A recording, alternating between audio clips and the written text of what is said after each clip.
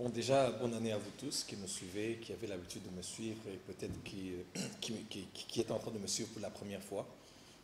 J'aime bien l'expression qui dit que cette année vous apporte beaucoup de bonheur, de succès, de longévité. Mais à vrai dire, sur le plan technique, l'année n'apporte rien. L'année est comme un livre sur lequel on n'a rien écrit. Et nous écrivons sur ce livre par nos actes. Parce qu'une action vaut mieux que 1000 intentions.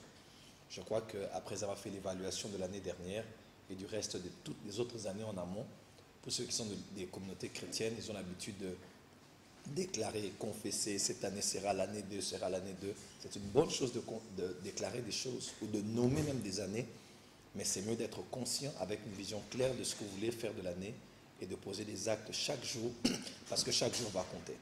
Donc, bonne année à vous tous. L'année n'apportera rien, c'est à vous d'apporter quelque chose à cette année. Je sais que vous allez faire la différence, différemment de toutes les récentes années que vous avez eues. Voilà un peu ce que je veux dire. Que nous sommes d'abord des serviteurs. C'est vrai que nous sommes peut-être connus, nous sommes visibles, mais la Bible déclare, Dieu ne fait rien sans avoir révélé ses intentions à ses serviteurs, les prophètes. Pas les prophètes, mais les serviteurs. Donc les prophètes sont d'abord des esclaves, des serviteurs, serviteurs de Dieu, mais aussi serviteurs des hommes. Parce que dans le royaume, le plus grand parmi vous, c'est celui qui doit vous servir. Quelle est la vision prophétique 2020 de la RDC dans le monde? Qu'est-ce que la RDC va apporter dans le monde par rapport à cette année 2020, selon la prophétie? Bon, déjà, j'aimerais peut-être tenir compte de deux choses. La première, tout prophète qui prophétise sous deux inspirations. La première, le prophète que Dieu a mandaté prophétise sous l'inspiration, c'est-à-dire il peut être en train de prier, Dieu le parle et il annonce la parole de Dieu.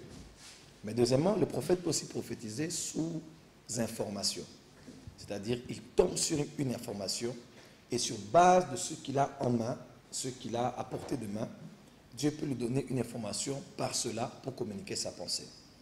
Le Nouveau Testament présente un prophète des temps modernes qu'on appelle Agabus. Dans Acte 11, il vient à Jérusalem, à Antioche, il ouvre la bouche, il élève la voix, il dit ainsi par l'Éternel, il y aura la famine dans toute la terre habitée.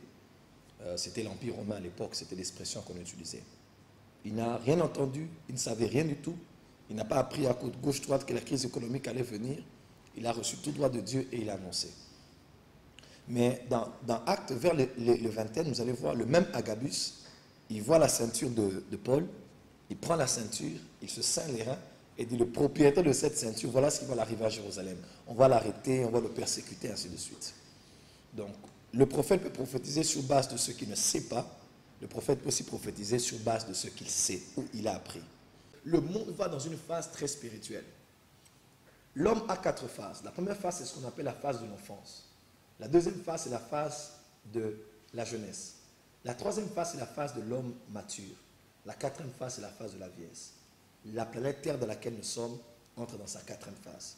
Non seulement la quatrième phase de la quatrième révolution industrielle, non seulement dans la quatrième phase où ceux des ésotériques disent que ce sera l'ère du Verseau, mais aussi l'Église de Jésus-Christ est sur le point d'entrer dans une phase où elle va vivre un réveil comme jamais on a imaginé.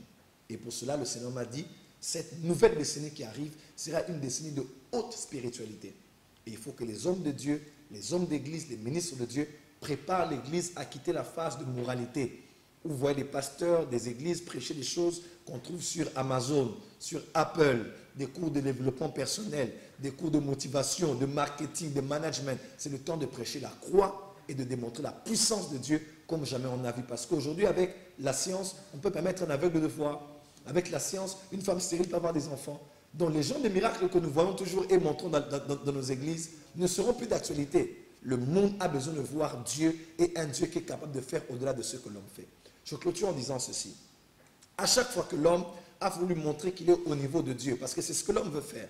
Quand vous suivez les informations, on dit que Google investit des milliards de dollars aujourd'hui pour vaincre la mort, pour amener l'homme à vivre jusqu'à 300 ans. Ce sont des projets dans des labos, tapez juste Google, tuer la mort ou vaincre la mort sur Internet, vous allez voir, c'est des milliards de dollars qu'ils sont en train de mettre avec des grandes pharmacies, des grandes structures médicales pour permettre à l'homme de vaincre la mort, de vivre plus longtemps que prévu avec la nanotechnologie, la robotisation. C'est tout ce qu'ils ont montré dans Cyborg, dans Robocop, dans Alita. Il y a des années. Ils nous ont préparés à cela. Il y a des années, Terminator, tout ça, c'est l'homme avec le fer, l'homme mélangé avec le fer. Est-ce que ce n'est pas, par exemple, la prophétie de Daniel qui disait, il voyait une statue et il décrivait qu'il y avait ici, il y avait de l'or, du métal, du fer. Et en bas, il dit, j'ai vu au niveau des pieds, il y a de l'argile et du fer. De l'argile et du fer mélangés. Mes frères et sœurs, la prophétie que Daniel avait donnée va se réaliser. L'homme a été fait de l'argile et le fer, c'est une autre matière. Et aujourd'hui, dans notre monde, je peux avoir une jambe cassée et j'ai du fer à l'intérieur. On peut vous mettre un cœur artificiel aujourd'hui. Et ce sont des choses qu'on va commencer à voir. On a même le film de Rock qui a tourné. Il était en train de sauver sa fille. Je parle beaucoup des films pour que les gens comprennent que le monde est en train de changer. Il avait du fer au niveau des pieds. Même le clip de Maître Gims, ça c'est la tienne, tout ça, si je vous aime, tout ça. On voit un homme qui est un bodybuilder, mais qui a des pieds en fer. C'est le monde dans lequel c'est l'argile et le fer.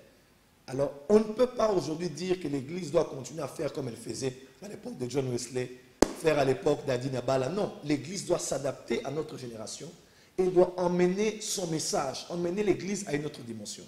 Lors de la tour de Babel, l'homme voulait arriver à un niveau où il est comme Dieu. Et Dieu a dit, parce qu'ils veulent arriver à mon niveau, je vais descendre et je vais les confondre. Et je crois que Dieu veut maintenant descendre pour emmener le cerveau de l'homme qui se croit arriver à son niveau à un point où il s'arrête.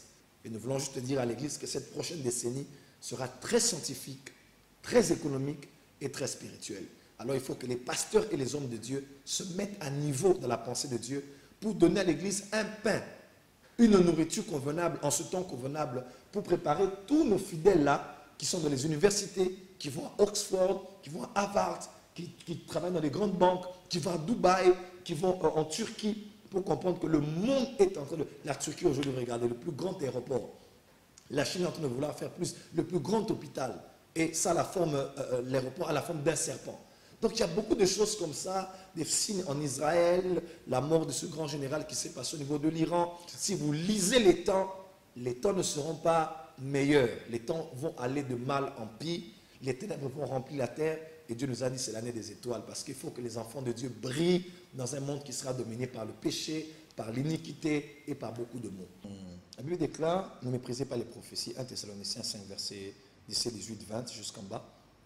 Ne méprisez pas les prophéties, mais retenez ce qui est bon et abstenez-vous de toute espèce de mal.